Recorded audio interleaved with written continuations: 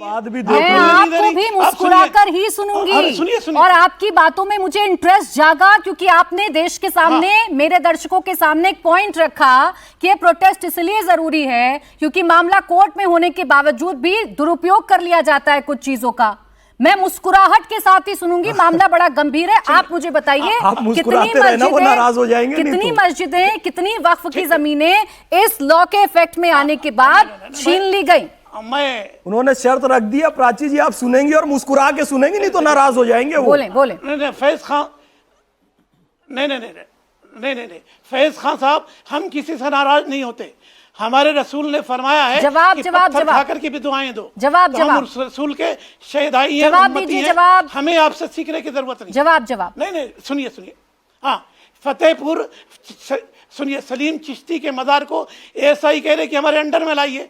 मैं कहता हूं कि एएसआई सरकार के अंडर में, सरकार की नीयत सही नहीं है, सरकार की नीयत सही नहीं है। सरकार हटाने को ऐसे नहीं होगा ना सर, कल को आसमान फटेगा, ऐसे नहीं होगा, कल को आसमान गिरेगी, जमीन फट जाएगी, कल को प्रलय आ जाएगी, ऐसे नहीं होगा। उदाहरण की सहित बात करिए। अभी मैं आपको और वक्त दे रही हूँ, अभी और वक्त दे रही हूँ आपको। अभी तो आपने वक्त के फायदे से तेलंगाना में गिनाए, अब मैं आपको पूरे देश की बात कर रही हूँ। मुझे बताइए इस लॉ के आने के बाद कितनी जमीनों को छीन लिया गया, वरना मानिए आप बरगला रहे हैं। विरोध होगा, ये डर है मुफ्ती साहब, ये डर है, जेल भरेंगे, मुफ्ती साहब हमारी जमीनें छीनने नहीं अरे सर कहाँ छीनी, यही तो बताना है आपको। इतनी देर से मौका दे रही हूँ तब आप बता नहीं रहे।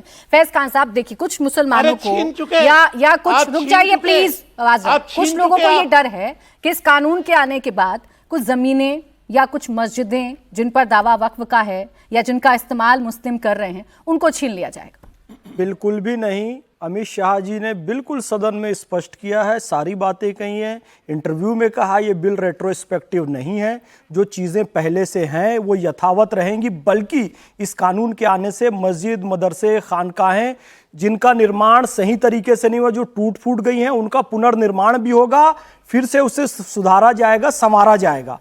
तो ये बार बार भड़का रहे हैं मुसलमानों को, इसका सच्चाई से कोई लेना देना नहीं है। और फिर कह रहा हूं, यदि देश की कोई संपदा है, चाहे वो बुलंद दरवाजा हो, चाहे हजरत सलीम चिश्ती की दरगाह हो, ये एएसआई के अंडर में ही आएगी, सरकार की देखरेख के अंडर में आएगी। उसके नाम से भी ये भड़काना लोगों को।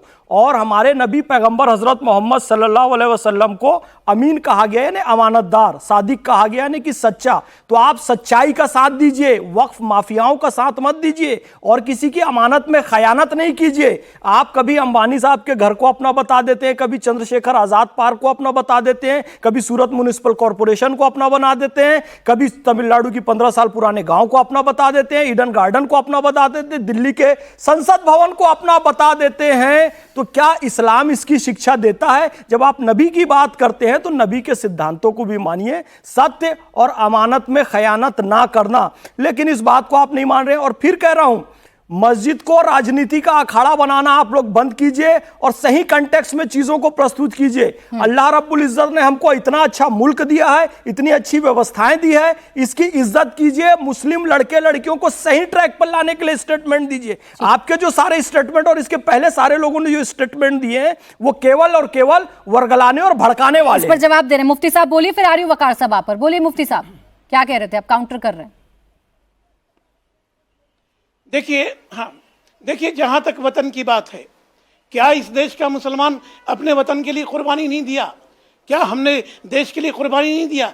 फैज खान क्या हमें सनद देंगे? हम अपने बच्चों को नहीं भड़का रहे, हम अपने बच्चों को जय श्री राम कह के तलवारें नहीं बांट रहे। हम अपने बच्चे, ये तो आपत्तिजनक बात है। देखो, ये हम जय श्री राम और हिंदुओं पे बोलने का राइट आपको नहीं है, ठीक है? मुसलमानों में जो सुधार के काम है उसी कीजिए। अपने मजहब के बारे में एक लफ्ज नहीं सुन सकते तो आप किसी भी धर्म को भड़काऊ नहीं कह सकते हैं मुफ्ती साहब। और आप सेल्फ डाउट में हैं, आप सेल्फ डाउट में हैं, आप सेल्फ डाउट में हैं। आपसे किसी ने नहीं कहा, आपसे किसी ने नहीं कहा कि मेरे देश का मुसलमान इस देश के लिए कुर्बानी नहीं दिया है। सुनिए सर, ये देश उतना ही हिंदुओं का है जितना मुसलमानों का है। तो प्लीज, और इस बात का ध्यान रखिए मुफ्ती साहब, आप जब अपने मजहब पर एक उंगली बर्दाश्त नहीं कर सकते तो आपको कोई अधिकार नहीं है कि किसी भी धार्मिक नारे को आप हिंसक शब्दों से जोड़ेंगे। हिंदू जय ऐसे श्री राम शब्दों बोल का के दंगे इस्तेमाल करता बोल रहे हो यहाँ पर। इन शब्दों का इस्तेमाल ना करेंगे ना मैं आपको करने दूंगी सर। अब वकार साहब नहीं सर, तर्कों पर बात करनी थी मुझे आपसे, आप तर्क पर बात कर नहीं रहे। वकार साहब बताएंगे, मिलाने लगते हैं सत्संग के किसी ने कुछ नहीं कहा। यहाँ मैं कोई धार्मिक बहस नहीं कर रही, एक फैसले पर, देश के कानून पर बहस कर रही हूँ। अंतर समझिए, हर चीज को धार्मिक और मजहबी मत बनाइए। असीम वकार साहब आवाज डाउन रखिएगा इनकी। असीम वकार साहब, ये विरोध करिए, विरोध का अधिकार है, लेकिन ये विरोध तब तक अच्छा लगता ना असीम वकार साहब जब सरकार के हाथ में चीजें होती। अब तो आप भी जानते हैं कि मामला सुप्रीम कोर्ट में, फैसला सुप्रीम कोर्ट को ही लेना है। नहीं, आप यहां बहुत ताकत से आपने पक्ष रखा। मैं सिर्फ 2-3 बातें बोलूंगा, उसके बाद में फिर आप खुद समझ लीजिएगा, देश भी समझ लेगा। मैडम, आपने कहा कि सरकार के विरोध में हम क्यों उतरे, जमीन पर, सड़क पर क्यों उतरे, हमें प्रदर्शन की जरूरत क्यों पड़ रही? सरकार ने कहा, सुप्रीम कोर्ट का सर करेक्शन, गलत नैरेटिव नहीं। हम लोगों को, अरे मैडम आपको हटा के बाकी लोग कह दे रहा हूं कि जो लोग हमको ये कह रहे हैं कि हम सड़क पे क्यों उतर रहे हैं, उनका बहुत शुक्रिया कि उन्होंने अभी हम लोग को आतंकवादी, उग्रवादी और देशद्रोही नहीं कहा, अभी तक नहीं कहा। किसानों को तो आतंकवादी कहा गया था, देशद्रोही कहा गया था। एक बुजुर्ग मां को किसान आंदोलन में, उनको एक बुजुर्ग मां को 70-75 साल जिनकी उम्र हो चुकी थी, उनको आतंकवादी कह दिया गया था। और भारतीय जनता पार्टी के एक सांसद महोदया ने कहा था, आपने कहा कि मुसलमानों की जमीनें सुरक्षित। नवी मुंबई में 5286 एकड़ जमीन 22 करोड़ रुपए में अंबानी को दे दी गई, बेच दी गई। जो जमीन 2200 करोड़ में बेची गई है, उस जमीन का कीमत है 25 करोड़ रुपए प्रति एकड़। जरा इसको गुणा कीजिए, इंटू कीजिए, 25 करोड़ इंटू 5286, पूरा देश करे। बिहार में 1 रुपए सालाना लीज पर 1000 एकड़ जमीन अडानी को दे दी गई। सरकार की अपनी जमीनें सुरक्षित नहीं है, वो तो आप बेचे डाल रहे हैं, आप हमारी जमीनें सुरक्षित कीजिएगा। जरा अब आपसे जवाब मांग रहा हूं मैडम, आप बहुत बढ़िया एंकर हैं। हाँ बोलें। आप ये बताइए कि अंबानी को 5286 एकड़ जमीन 25 करोड़ रुपए वाली 2200 में क्यों दे दी गई? 2200 करोड़। अरे तो सुनिए, मैं जवाब दे रही हूँ, आप चूंकि मुझसे जवाब मांग रहे हैं तो मैं आपको जवाब दे रही हूँ। सुनिए असीम वकार साहब, मैं आपको जवाब दे रही हूँ। आपको सरकार पर यकीन नहीं, क्योंकि सरकार ने कुछ जमीनें अडानी को दे दी। अब आपका जो वक्फ बोर्ड पहले से चल रहा था, या जिस तरीके का सिस्टम था, वो आपको बड़ा अच्छा लग रहा था। तो बताइए सर, अतीक अहमद ने वक्फ की जमीन पर कब्जा कैसे कर लिया था? बताइए, मुख्तार अंसारी ने वक्फ की जमीन पर कब्जा कैसे कर लिया था? अगर सब कुछ ठीक था, असीम वकार साहब, अगर आपको मेरी आवाज मिल रही है, अगर सब कुछ ठीक था तो ये अतीक अहमद पर आरोप क्यों लगे भाई कि उसने वक्फ की जमीन को कब्जे में ले लिया? या मुख्तार अंसारी पर आरोप क्यों लगे? कैसे हो गई कब्जा अगर आप लोग थे वहां पर और कोई गैर धर्म का नहीं था तो? मैडम, अतीक अहमद को तो अल्लाह क्या पहुंच गए वो, क्योंकि उन्होंने वक्फ जमीन कब्जे में ली थी। अब बाकी लोगों ने जो सरकार की जमीन यानी गलत था ना, सरकार पहुंचाएगी। अरे यानी सिस्टम वीक था ना, तभी इतनी आसानी से जमीन पर कब्जा हो गया।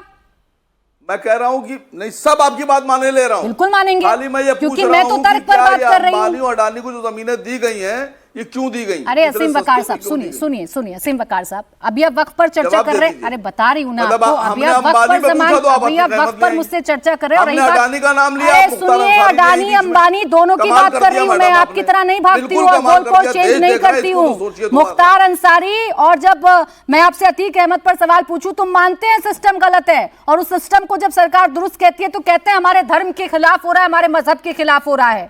कहीं पर भी कोई भी जमीन अगर गलत तरीके से किसी को भी दी जाएगी तो गलत है। आपने कहा मैं इतनी हिम्मत रखती हूँ ये कहने की, लेकिन वकार साहब नहीं रखते, लेकिन वकार साहब नहीं रखते ये हिम्मत कहने की। वकार साहब को आदत है, आएंगे कोई सवाल पूछा जाए उनसे जवाब नहीं है तो चलिए हम गोल पोस्ट चेंज कर देते हैं।